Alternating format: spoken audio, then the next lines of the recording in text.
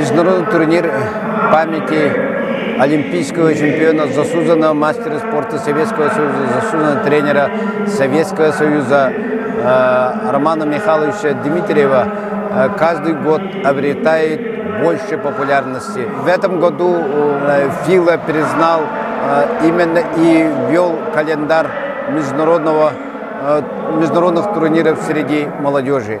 И сборная команда России среди молодежи в полном составе приехала. Переехали сборная команда Ирана, Монголии, Турции. Приехали специально дан уважение Роману Михайловичу, его друзья, соперники Ибрагим Джавади и Огнян Николов с Болгарии.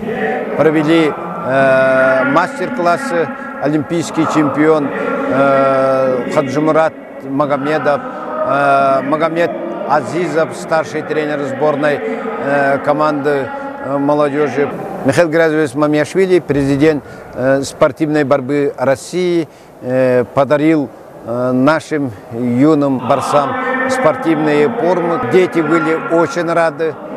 Определен срок чемпионата 19 по 22 июня будет проводиться в спортивном комплексе «Этериум» чемпионат России у нас в городе Якутске. Я уже много раз приезжаю в республику Саха-Якутия. Что здесь очень любят этот вид спорта, вот насколько популярно народ живет этим видом спорта, любит. Очень много турниров проводится для популяризации.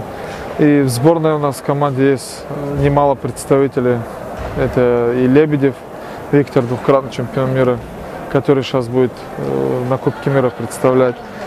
И как бы ребята есть тренера, есть традиции. И хочется пожелать юному поколению, чтобы они в недалеком будущем завоевывали медали на самого высокого уровня и как бы прославляли Россию, прославляли малую родину свою, Саха-Якутию. И вместе с ними мы радовались их успехам.